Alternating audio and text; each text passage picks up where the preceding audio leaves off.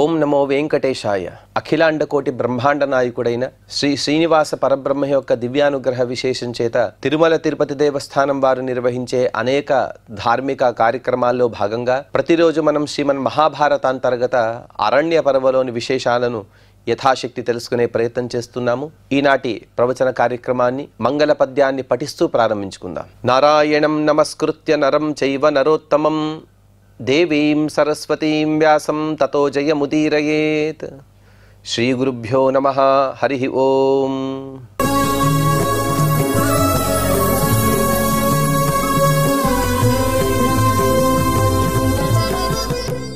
ద్రౌపదీ హరణ పర్వ అనే అనుపర్వలో జయద్రథుడు కామ్యకవనానికి వచ్చాడు. ఒంటరిగా ఉండేటువంటి ద్రౌపదీదేవిని చూసి ఆవిడని మోహించి ఎలాగైనా సరే తన రాజ్యానికి తీసుకువెళదామని ఆవిడతో తన మనసులో ఉండేటువంటి విషయాన్ని చెప్పాడు. వెంటనే అతని మాటలను ఖండిస్తూ ద్రౌపదీదేవి గారు కూడా నీవు చేయవలసినటువంటి పని ఇది కాదు, రాజుగా ఉన్నవాడు తను సన్మార్గంలో ఉండాలి, తను సన్మార్గంలో ఉంటే మాత్రమే ప్రజలందరూ కూడా సన్మార్గంలో ఉండగలరు, అందుకోసం నీవు చేసేటువంటి పనులకు సిగ్గుపడమని అతన్ని నిందిస్తూ ఉన్నది. అప్పుడు 268వ అధ్యాయంలో జరిగినటువంటి విషయాన్ని వైశంపాయన మహర్షి గారు వివరిస్తూ వైశంపాయనువాచ సరోషరా గోపహతేన వల్గున సరాగనేత్రేణ సతోన్నత భ్రువా ముఖేన విస్ఫూర్య సువీర రాష్ట్రం తతో బ్రవీతం ద్రుపదాత్మజా పునః. ఆవిడ అతన్ని మాటలు విని వెంటనే 2 చెవులను కూడా గట్టిగా మూసుకున్న తర్వాత ఇటువంటి వినకూడని మాటలు నీ నోట వింటున్నాను జయద్రథ అని అతన్ని నిందిస్తూ ఉంది. ఆ నిందించే సందర్భంలో ద్రౌపదీదేవి గారి యొక్క శరీర ఆహార్యం ఎలా ఉన్నది, ఆవిడ ముఖారవిందం మొత్తం కూడా కోపంగా ఎర్రబారిపోయింది, కళ్ళన్నీ కూడా ఎర్రబడ్డాయి, కనుబొమ్మలు వంకర తిరిగాయి, అది కూడా కోపంతో. అలాంటి స్థితిలో ఆవిడ జయద్రథునితో మరొకసారి తిరస్కారపూర్వకంగా అతనితో ఈ విధంగా మాట్లాడుతోంది. ద్రౌపద్యువాచ యశస్వినస్తీక్ష్ణ విషాన్ మహారథాన్ అభిబ్రువన్ మూఢ నలజ్జసే కథం మహేంద్రకల్పాన్ నిరతాన్ స్వకర్మసు స్థితాన్ సమూహేష్వపి యక్షరక్షసాం. ఓ మూర్ఖుడా జయద్రథ, ఇంత పెద్ద సైన్యంతో వచ్చా, నీవు మాత్రమే కాదు నీ మాటలు వింటే వారు కూడా తలదించుకునేటువంటి మాటలు నువ్వు మాట్లాడుతున్నావు. నా భర్తల గురించి తెలుసుకో, వారందరూ కూడా మహావీరులు, బలపరాక్రమాలు పొందినవారు, స్వధర్మ పరాయణులు. క్షత్రియులలో బలం అనేదే గొప్పదైనటువంటి గుణం. అలాగే ధర్మబద్ధంగా రాజ్యపాలన, స్వకర్మానుష్ఠాన, ఇవన్నీ కూడా క్షత్రియులలో ఉండేటువంటి గుణాలు. అవన్నీ కూడా ఆ గుణ సంపన్నులు నా భర్తలందరూ కూడా మహాకీర్తిమంతులు, యక్ష రాక్షస సమూహాలను జయించినటువంటి మహాబల పరాక్రమాలు పొందినవారు, ఇంద్రునితో సమానమైనటువంటి పరాక్రము కీర్తి పొందిన వారందరూ కూడా. ఇటువంటి వారికి వ్యతిరేకంగా ఇటువంటి నీచమైన మాటలు మాట్లాడుతున్నావు కదా, ఇటువంటి మాటలు మాట్లాడడానికి నీకు సిగ్గుగా అనిపించటం లేదా? నకించిదీడ్యం ప్రపదంతి పాపం వనేచరం వా గృహమేథినం వా తపస్వినం సంపరిపూర్ణ విద్యం భవంతి హైవం శ్వనరాస్సు వీర. ఎవడైనా ఏదైనా తప్పు చేస్తే వాణ్ణి సరిగ్గా నిందించాలి. నిందలలో ఎక్కడా కూడా మన మాటలు అనేవి మన కంట్రోల్ తప్పకూడదని మనం అనుకుంటూ ఉంటాం. మాటలను చక్కగా పలకాలి, మన భావాన్ని స్పష్టంగా చెప్పాలి. ఆ భావన చెప్పే సందర్భంలో శబ్దాలన్నీ కూడా సరిగ్గా వాడాలి. అవన్నీ కూడా తెలిసిన వారు ద్రౌపదీదేవి గారు. అందుకోసమే చక్కగా మాట్లాడుతూ తను చెబుతోంది, మంచివాళ్ళు ఎప్పుడు కూడా పూజనీయులు, అలాగే తపస్సులు, పరిపూర్ణ విద్వాంసులు, అటువంటి వారి పట్ల తపస్సులైనా గృహస్థులైనా ఇలా కూడా ఎప్పటికి కూడా అనుచితమైనటువంటి మాటలు మాట్లాడకూడదు. కానీ నీవేం చేస్తున్నావు? మేమందరం కూడా తాపసులుగా ఉన్నాం, ఈ వనంలో ఉంటూ మా యథోచితమైనటువంటి అతిథి సత్కారాన్ని చేస్తూ యజ్ఞయాగాదులు చేస్తూ పరమాత్మ చింతన పరులుగా మేమంతా కూడా ఉన్నాం. కానీ నీవు మా పట్ల ఎలా ప్రవర్తిస్తున్నావు? శ్వనరాస్సు వీర, నీవు మనుష్య రూపంలో ఉండేటువంటి కుక్కలాగా మాట్లాడుతున్నావు. ఇది నీకు భావ్యం కాదు కదా ఓ జయద్రథ. అహం తు మన్యే తవ నాస్తి కశ్చిత్ ఏతాదృశో క్షత్రియ సన్నివేశే యస్త్వద్య పాతాళముఖే పతంతం పాణో గృహీత్వా ప్రతిసంహరేత. నీలాంటి క్షత్రియాధుడిని నేను చూడనే లేదు. నీ చుట్టూ నీతో పాటు ఎంతో మంది క్షత్రియులు వచ్చారు. వారిలో నీ శ్రేయోభిలాషులు ఎవరూ లేరా? ఎందుకంటే ఇంత దుష్టమైనటువంటి పని చేసే సందర్భంలో నీ శ్రేయోభిలాష అయిన వాడు ఏం చేయాలి? వద్దయ్యా, మనం చేసేటువంటి పనులు తప్పు అని చెప్పాలి కదా. కానీ అలా చెప్పకుండా వారలా నిలబడిపోయారు కదా. ఇది సరి అయినది కాదు కదా. అలాగే నీవెలా ఉన్నావో తెలుసా? పాతాళ లోకంలో పడిపోతూ ఉన్నావు. అటువంటి వాడికి హితబోధ చేయాలి. అనగా తప్పులు చేసేవాడికి హితబోధ చేసి సన్మార్గంలో నడిపేది వారే స్నేహితులు, సన్నిహితులు, లేకపోతే పరివారం. అటువంటి పరివారం, మంచి పరివారం నీకు లేదా? నీతో పాటే నీ పరివారం అంతా కూడా దుష్టభూయిష్టంగా కూడి ఉన్నదే అని ఆశ్చర్యపడుతున్నారు ద్రౌపదీదేవి గారు. అది ఎలా ఉన్నది అంటే, నాగం ప్రభిన్నం గిరీకూట కల్పం ఉపత్యకాం హైమవతీం చరంతం దండీవయూథా దపసేరసిత్వం యోజేతుమాశం శశిధర్మరాజం. ఇతపూర్వం వీడు, ఈ మూర్ఖుడైన జయద్రథుడు చెప్పాడు, నీ భర్తలందరూ కూడా రాజ్యాన్ని కోల్పోయారు, వారి దగ్గర సంపదలు లేవు, వారితో నీవు సుఖపడలేవు కాబట్టి నాతో రమ్మన్నాడు. ఆవిడ చెబుతోంది, నా భర్తలతో ఉంటేనే నాకు సుఖం, అదే నాకు పరమపద సోపానం, అది తప్ప నాకు వేరే ఏదేది కూడా లేదు. అకస్మాత్తుగా నా భర్తల నుండి నన్ను వేరు చేయాలంటే నా భర్తలను ఓడించి నీవు నన్ను తీసుకువెళ్ళాలి. అది సాధ్యమేనా? ఒక ఏనుగుని ఆపడమే కష్టం. అందులోనూ కూడా హిమాలయ ప్రాంతంలో ఉండేటువంటి ఏనుగులు ఇంకా బలంతో కూడి ఉంటాయి. అందులోనూ కూడా మదంతో కూడినటువంటి ఒక ఏనుగు కాదు, కొన్ని వందల ఏనుగులు హిమాలయ ప్రాంతంలో సంచరించే సందర్భంలో వాటిని కట్టడి చేయాలంటే ఎంత కష్టపడాలి. కానీ నీవేం చేస్తున్నావో తెలుసా? ఒక చిన్న కర్రను చేతిలో పట్టుకున్నావు. ఆ కర్రను చేతిలో పట్టుకుని దాంతో ఊపుతూ వాడిని కట్టడి చేయాలని చూస్తున్నావు. ఇది సాధ్యమేనా? హిమాలయ ప్రాంతంలో మదించిన ఏనుగు గుంపుని ఏ విధంగా అయితే ఒక చిన్న కర్రతో మనం కట్టడి చేయలేమో, అదేవిధంగా నీలాంటి వాడు ఇంత చిన్నపాటి సైన్యాన్ని తీసుకొచ్చి నీవెంత పెద్ద సైన్యాన్నైనా తీసుకురా, నా భర్తల ముందు మీరెవరు కూడా నిలవలేరు. అందుకోసమైనా నీ ప్రాణాన్ని, అలాగే నీ సైన్యం యొక్క ప్రాణాన్ని కూడా పణంగా పెట్టవద్దు, వెంటనే ఇక్కడ నుండి పారిపోమని హితమైనటువంటి మాటలను ఆవిడ చెబుతూ ఉన్నది. బాల్యాత్ ప్రసుప్తస్య మహాబలస్య సింహస్య పక్ష్మాణి ముఖాల్లు నాసి పదా సమాహత్య పలాయమానః క్రుద్ధం యదా ద్రక్షసి భీమసేనం. మొట్టమొదటిగా పాండవులలో అత్యంత కోపంతో కూడుకున్నవాడు, అలాగే ద్రౌపదీదేవి గురించి ఏ చిన్న అవమానాన్ని కూడా సహించని వాడు భీముడు. అందుకోసం ఆ భీముడి గురించి చక్కగా చెబుతోంది ద్రౌపదీదేవి గారు. ఓ మూర్ఖుడైన జయద్రథ, సింహపు గుహలో వెళ్ళు, అందులోనూ కూడా అది నిద్రించే సందర్భంలో వెళ్ళి చూసి రావాలి దాన్ని. కానీ నీవేం చేస్తున్నావు తెలుసా? సింహపు గుహలోకి వెళ్ళావు, వెళ్ళి నిద్రించేటువంటి సింహాన్ని కాళ్లతో తన్ని లేపుతున్నావు. అది లేచి కూర్చున్న తర్వాత దాని మీసాన్ని, దాని జూలుని పట్టుకుని ఊపుతూ ఉన్నావు, దాని పీకాలని చూస్తున్నావు. ఇక ఆ సింహం ఊరుకుంటుందా? నా భర్తలందరూ కూడా సింహ విక్రములు, అంతటి బల పరాక్రమాలు పొందినవారు. వారి అస్త్రశస్త్రాల ముందు నీ సైన్యం ఒక్క క్షణం కూడా నిలవలేదు. కానీ నీవు సింహంతో సమానమైనటువంటి నా భర్తలను ఎదురు వేసుకుంటున్నావు. అందుకోసం క్రోధంతో ఊగిపోయేటువంటి భీముడిని నీవు ఆపలేవు.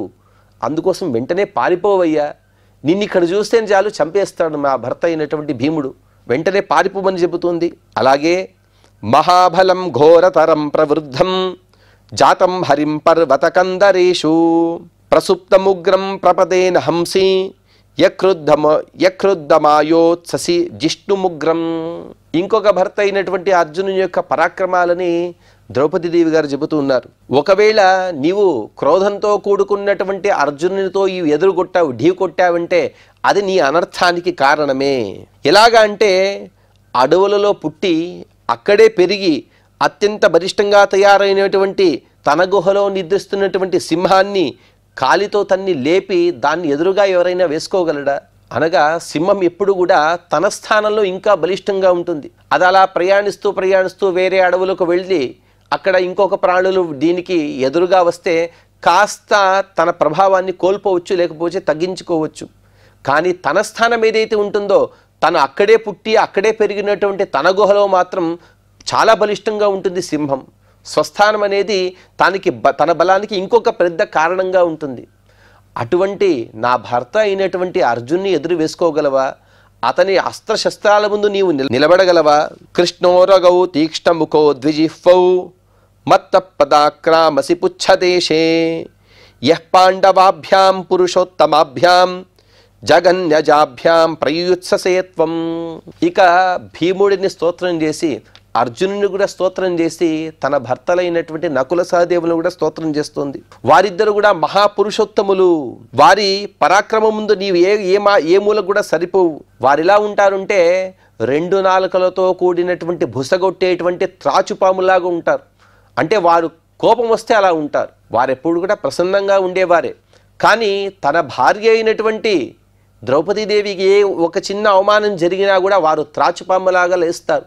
లేచి ఏ విధంగా అయితే త్రాచుపాము కాటు వేస్తే క్షణాల్లోనే ప్రాణాలు కోల్పోతాడో ఆ విధంగా వారు కాటు వేయడానికి సిద్ధంగా ఉంటారు. అందుకోసం వారి ద్వారా కూడా నీ ప్రాణాలు రక్షించుకోవడానికి వెంటనే పారిపోమని చెబుతోంది. యథాచ వేణు కదలేన లోవా ఫలంత్యభావేన భూతయేత్మనః తథైవ మాం తైః పరిరక్ష్యమాన మాదాస్యసే కర్కటకీవ గర్భం. కొన్ని విచిత్రమైనటువంటి దృష్టాలని, చక్కని దృష్టాంతాలని ద్రౌపదీదేవి గారు ఇస్తున్నారు. కొన్ని చెట్లు ఉంటాయి. ఆ చెట్లన్నీ కూడా ఒకసారి ఫలాన్ని ఇచ్చిన తర్వాత తల్లిగా ఉండేటువంటి చెట్టు తనగా మరొక చెట్టుకు జీవాన్ని ఇచ్చినటువంటి చెట్టు తన ప్రాణాన్ని కోల్పోతుంది. ఆ చెట్లు ఏవంటే వెదరు, అరటి మరియు ప్రేము చెట్లు. ఈ చెట్లన్నీ కూడా ఒకసారి ఇంకొక పుష్పాన్ని వదిలాయంటే, ఒక చెట్టుకి జన్మనిచ్చాయంటే అవి తన ప్రాణాన్ని అవి కోల్పోతాయి. అలాగే ఎండ్రకాయ ఉంటుంది. ఎండ్రకాయ కూడా తల్లి ఎండ్రకాయ ఎప్పుడైతే గర్భాన్ని దాలుస్తుందో తను తర్వాత పుట్టబోయేటువంటి తన సంతానానికి ఆహారాన్ని పెట్టిన తర్వాతే తన గర్భాన్ని చీల్చుకుని పుట్టినటువంటి బిడ్డకు జన్మ ఇచ్చి వెంటనే చనిపోతుంది. ఆ విధంగా నీవు కూడా మరణం తథ్యమనుకొని నన్ను తాకుతున్నావేమో. అంటే ఏ విధంగా అయితే ఆ చెట్లు లేకపోతే ఈ ప్రాణి ఏ విధంగా అయితే అవి ముట్టుకున్న వెంటనే లేకపోతే వాటికి తమ ప్రాణాన్ని కోల్పోవనని ఏ విధంగా అయితే తెలుస్తోందో ఆ విధంగా నీవు కూడా ప్రాణం కోల్పోతావని నాకు అనిపిస్తుంది. అందుకోసం ఇక్కడ నుండి పారిపోమని ఆ జయద్రథునికి మంచి మాటలు చెప్పింది ద్రౌపదీదేవి గారు. అప్పుడు జయద్రథుడు మాట్లాడుతూ, జయద్రథ ఉవాచ జానామి కృష్ణే విదితం మమైతత్ యథా విదాస్తే నరదేవపుత్రాః నత్వేవమేతేన విభీషణేన శక్యా వయం త్రాసయుతం త్వయాద్య. వాడు మోహపరవశుడైపోయాడు. వాడికి ఎన్ని మంచి మాటలు చెప్పినా కూడా తలకెక్కటం లేదు. అందుకోసం వాడు చెబుతున్నాడు, ఓ ద్రౌపది, నీ భర్తలైనటువంటి పాండవులు ఎంత మహావీర సంపన్నులు అనేది విషయం నాకు తెలిసినదే. కానీ వారి పరాక్రమాన్ని వర్ణించి నన్ను భయపెట్టాలని అనుకోవద్దు. వారి పరాక్రమాలు, వారి యొక్క అస్త్ర సంపదలు, వారు ఇటువంటి వారు, వారు వీరిని జయించారు, వారిని జయించారు, ఇవన్నీ కూడా శక్యావయం త్రాసయుతం నత్వయాద్య. ఏదేది నువ్వేవో చెప్పిస్తావు, చెప్పిన వెంటనే నేను పారిపోతాను అనుకోవద్దు.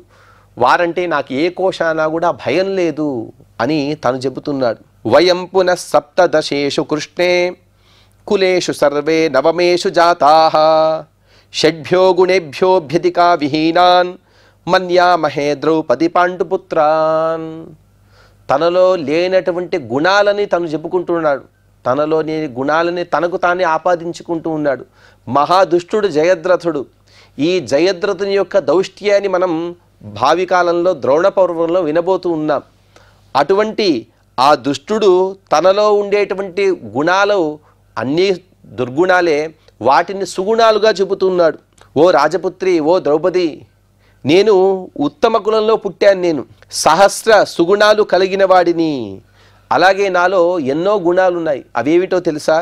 శౌర్యము, తేజస్సు, ధృతి, దాక్షిణ్యము, దానము, ఐశ్వర్యం, ఇటువంటి సుగుణాలు ఉన్నాయి. ఇంకా ఎన్నో సుగుణాలు నాలో ఉన్నాయి. వాటిని సప్తదశ సుగుణాలు అంటారు, లేకపోతే నవదశ సుగుణాలు అంటారు. వాటిని కూడా నీలకంఠాచార్యుల వారు తమ వ్యాఖ్యానంలో మనకు వివరిస్తూ కృషి, వణిక్పథము, దుర్గము, సేతువు, కుంజర బంధనము, కన్యాకరము, కరాదానము, శూన్య నివేశనము, ఇవన్నీ కూడా రాజు యొక్క కోశానికి వృద్ధి కలిగిస్తాయి. వీటిని ఆశ్రయిస్తే రాజు ఎక్కువగా సంపాదన చేయగలడు. ఇటువంటి సుగుణాలు కూడా నాలో ఉన్నాయి. అలాగే ఇంకొక 9 శక్తులు. అవేమిటి అంటే ప్రభుశక్తి, మంత్రశక్తి, ఉత్సాహశక్తి, మంత్రసిద్ధి, ఉత్సాహసిద్ధి, అలాగే ఇతపూర్వం చెప్పినటువంటి సుగుణాలు, ఇవన్నీ కూడా నాలో ఉన్నాయి అంటే నాలో ఏ గుణాలు లేవని నీవు అనుకుంటున్నావో ఏమో. ఇటువంటి గుణాలన్నీ కూడా ఉన్నాయి. అందుకోసం నేనంటే ఎవరనుకుంటున్నావు? పాండవులలో ఏవైతే సుగుణాలు ఉన్నాయో వాటికన్నా ఎక్కువ సుగుణాలు కలిగిన వాడిని నేను. అందుకోసం నీవు పాండవులు ఎంత పొగిడినా కూడా, వారు వచ్చినా కూడా నాకు ఎటువంటి భయం లేదు. నేను ఇక్కడి నుండి పారిపోలేను. పాండవులందరూ కూడా నాకన్నా చిన్నవారే అని చెబుతూ ఉన్నాడు. సాక్షి ప్రమాతిష్ఠ గజం రథం వా నవాక్యమాత్రేణ వయం హి శక్యాః ఆశంసవాత్వం కృపణం వదంతి సౌవీరరాజస్య పునఃప్రసాదం. అందుకోసం ఓ ద్రౌపది, నా ముందు లేనిపోని గొప్పలు చెప్పుకోవద్దు. నీ భర్తలను నీవే పొగడడం వల్ల వారిలో అన్ని కూడా సుగుణాలు రావు. అన్ని సుగుణాలు వారిలో లేని కూడా లేవు. ఇక నిన్ను నా ద్వారా ఎవరు కూడా నిన్ను కాపాడలేరు. నన్ను నీవు ఆపలేవు. నీ దగ్గర రెండు అవకాశాలు ఉన్నాయి. ఒకటి, త్వరగా వెళ్ళు, నా రథాన్నో లేకపోతే గజాన్నో అధిరోహించు, నాతో వచ్చి. ఇది బుద్ధిగా రావటం అనేది చక్కటి మంచి పని అవుతుంది. ఇక రెండవ పని ఏమిటో తెలుసా? పాండవులందరూ కూడా వచ్చేదాకా నేను కూడా ఇక్కడే ఉంటాను. వారితో యుద్ధం చేస్తాను, వారిని యుద్ధంలో ఓడిస్తాను. అప్పుడు నీవే నన్ను వచ్చి అడుక్కుంటావు. నా భర్తలను ఎలాగైనా వదిలివేయని అప్పుడు అడుక్కుంటావు. అదంతా అవసరమా చెప్పు? నీ పాండవుల యొక్క ఓటమిని చూడడం కన్నా వారందరూ కూడా ఓడిపోక ముందే నాతో రమ్మని ఈ దుష్టుడు చెబుతూ ఉన్నాడు. పాండవులలో చిన్నవాడైనటువంటి నకుల సహదేవుల శక్తి పరాక్రమాల ముందు జయద్రథుని శక్తి పరాక్రమాలు ఏ బోటికి రావు. వారిలో ఉండేటువంటి 1,00,000 కోటి అంశంలో కూడా 1% కూడా అంత బల పరాక్రమాలు కలిగిన వాడు కాదు జయద్రథుడు. కానీ తన గురించి లేనిపోని గొప్పలు చెప్పుకుంటూ ఉన్నాడు. ఆ మాటలు విన్నటువంటి ద్రౌపది దేవి గారు ఎంతో కలన కఠోరమైనటువంటి మాటలు, తన భర్తల యొక్క నింద, వాటిని విని ద్రౌపది దేవి గారు చెబుతూ, ద్రౌపద్యువాచ మహాబలా కిన్ఫిహ దుర్బలేన సౌవీరరాజస్య మతాహమస్మి అహం ప్రమాథాదిహ సంప్రతీత సౌవీరరాజం కృపణం వదేయం. సరే, నా భర్తల గురించి చెప్పాను, ఇక నా గురించి నేను చెప్పుకుంటాను విను. ఓ జయద్రథ, నేను కూడా మహాబల పరాక్రమాలు కలిగిన దానినే. దాని గురించి కూడా ఒక ముందు మాట వస్తుంది. అనగా ఈవిడ యొక్క ఒక ప్రహారాన్ని కూడా తట్టుకోలేకపోతాడు ఆ జయద్రథుడు. అటువంటి మహాబల పరాక్రమాలు కలిగిన దానినే నేను. అలాగే ఇప్పుడు నా గురించి కూడా నీకు కొన్ని విషయాలు తెలియటం లేదు. నన్ను దుర్బలరాలుగా, చాలా దుర్బలంగా ఉంటానని నీవు అనుకుంటున్నావేమో. నాకు శారీరకంగా కూడా మహాబల సంపన్నురాలు నేను, మానసికంగా కూడా ఎంతో దిట్టగా ఉంటాను నేను. అన్నిటికన్నా నాకు దైవ బలం ఎక్కువగా ఉంటుంది. ఎందుకంటే ప్రమాథాదిహ సంప్రతీత, ఆ కౌరవ సభలో, నిండు సభలో నన్ను అవమానించబోతే సాక్షాత్ కృష్ణ పరమాత్మే వచ్చి నన్ను కాపాడాడు. దీనికన్నా నా బలం గురించి నేను చెప్పుకోవాలా? అది అవసరమా నీకు చెప్పు? నన్ను కాపాడటానికి నా భర్తలు ఇక్కడ లేకపోవచ్చుగాక, దైవం అనేది నా చుట్టూ ఎప్పుడు కూడా నన్ను రక్షిస్తూనే ఉంటుంది. ఆ దైవానికి భయపడైనా నీవు వెళ్ళిపోవయ్యా. సౌవీరరాజం కృపణం వదేయం. ఇక నీతో ఎప్పుడు కూడా దీనంగా నేను మాట్లాడను. అంటే ఇతపూర్వం వాడు చెప్పాడు కదా, నీ భర్తలందరూ కూడా నాతో యుద్ధం చేసి యుద్ధంలో ఓడిపోతే వారి దాస్యత్వానికి నీవే నన్ను దీనంగా అడుక్కుంటావు, నీ భర్తల యొక్క ప్రాణాలు రక్షించమని. అటువంటి సందర్భం రానే రాదు. నా భర్తలు దూరం, నా యొక్క బలాన్ని నీవు తట్టుకోలేవు అని హెచ్చరిస్తుంది ఆవిడ. ఇదాహి కృష్ణో పదవీ చరేతాం సమాస్థితావేకరథే సమేతౌ ఇంద్రోపి తాం నాపహరేత్ కథంచిత్ మనుష్యమాత్ర కృపణ కుతోన్యః. నన్ను రక్షించిన వాడు సాక్షాత్తుగా కృష్ణ పరమాత్మ. ఆ కృష్ణ పరమాత్మ యొక్క అండచేత అర్జునుడు ఎన్నోసార్లు రథాన్ని అధిరోహించి ఎన్నో యుద్ధాలకు వెళ్ళాడు. ఆ కృష్ణార్జునులు ఒక రథం పైన అధిరోహించి ఉన్నంతకాలం వారిని ఎవరు కూడా జయించలేరు. సాక్షాత్తుగా దేవేంద్రుడు వచ్చాడు, 33 కోట్ల మంది దేవతలు వచ్చారు, ఎందలో యక్షులు, రాక్షసులు, కిన్నరులు, గంధర్వులు అందరూ వచ్చారు. కానీ కృష్ణ పరమాత్మ యొక్క అనుగ్రహ కవచం ఉండేంత వరకు కూడా అర్జున్ని ఎవరు కూడా గెలవలేకపోయారు. అటువంటి దీనుడైన హీనుడైనటువంటి మనుష్య కులంలో పుట్టిన నీవెంత మా ముందు? ఇదంతా కూడా ఆలోచించాల్సిన విషయమే కదా. అందుకోసమైనా ఆ దైవాన్ని తలుచుకునైనా నన్ను వదిలివేయమని ఆవిడ హెచ్చరిస్తున్నది వాడిని. యథా కిరీటి పరవీర ఘాతి నిఘ్నన్ రతస్థో ద్విషతాం మనాంసి మదంతరే తద్వజినీం ప్రవేష్ట కక్షం దహన్నగ్నిరివోష్ణగేషు. తన భర్త అయినటువంటి అర్జును యొక్క బలపరాక్రమాలని చక్కగా వర్ణిస్తున్నారు ద్రౌపదీదేవి గారు. శత్రు సంహార దక్షుడైనటువంటి అర్జునుడు శత్రువుల యొక్క మహాబలాన్ని జయిస్తూ నన్ను వెతుకుతూ ఒకసారి సైన్యంలోకి ప్రవేశిస్తాడు.